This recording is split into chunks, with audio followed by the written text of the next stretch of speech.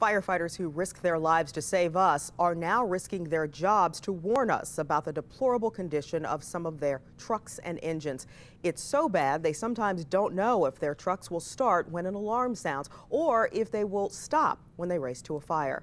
Pam Zeckman's been investigating and joins us now with what she found. Pam. Tracy and David, what we found is the result of decades of deferring the costly replacement of fire equipment. Instead of buying new rigs, the city refurbished them. The shiny red trucks sitting in your firehouse may look good, but now firemen are giving us a rare look at the bad shape some of them are in.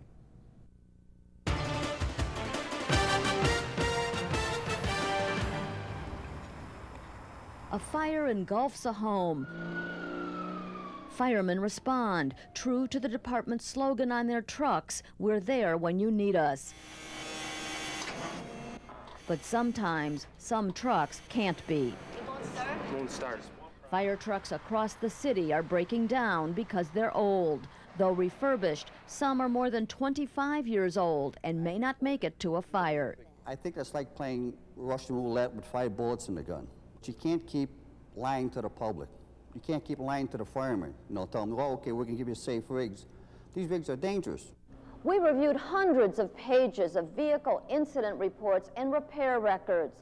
They document the serious and potentially dangerous problems with trucks and engines that firemen have to cope with day after day.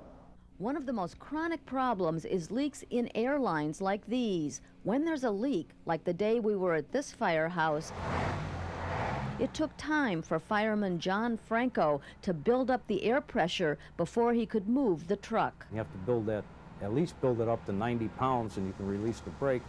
You're wasting time. More than a minute for this truck. And at this firehouse, sometimes 2 to 3 minutes, according to a lieutenant in charge. And the problems don't stop when they finally leave the firehouse. As soon as you start braking, you start losing air pressure. If you blow the air horn, you're losing air pressure. Now the air pressure gets too low again, now the brakes don't work. Now you're going through an intersection with no brakes.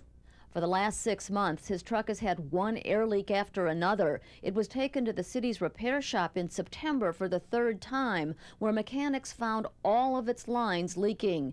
On October 11th, repairs were supposedly completed and firemen picked up their truck. We never even made it back to the firehouse, and it broke down again. Mechanics replaced the battery and another air hose because of another leak. Then, less than a month later, we have another air leak. A month later, their air horn stopped working and was out of service 3 times in 5 days. We had a run, we didn't get to the corner, and it went out. And last month, en route to a fire, the drive shaft broke on their truck. The same thing happened to their engine en route to a fire last September. It's like your transmission just falling out. You have no power to the rear wheel. It goes nowhere. Then minutes are lost while dispatchers find another available truck. Minutes count. Fire doubles in size every 3 minutes. I mean, imagine trying to hang out a window for 5 minutes. Firemen at this house have a 16-year-old engine that has also had some serious problems. Records show that on various days it wouldn't go more than 15 miles an hour, won't start, and had an electrical fire while responding to an emergency. And records show its 24-year-old truck died out on an expressway because of a blown motor. On another day, it wouldn't stop. Months later, it wouldn't start. This is not Podunk, Iowa. It's the city of Chicago. Give us the tools, give us the equipment. They don't send the police out with blank bullets in their guns. 2 years ago, a city consultant said the department had an aging, beat-up fleet. 61 rigs, more than 10 to 15 years old, had to be replaced. In his 14 months as commissioner, James Joyce has started to do that, showing me some of his 20 new trucks or engines. The goal is to bring in as much new equipment as fast as I can. Not fast enough, say firemen on the old rigs who are frustrated. Certainly I share their frustration.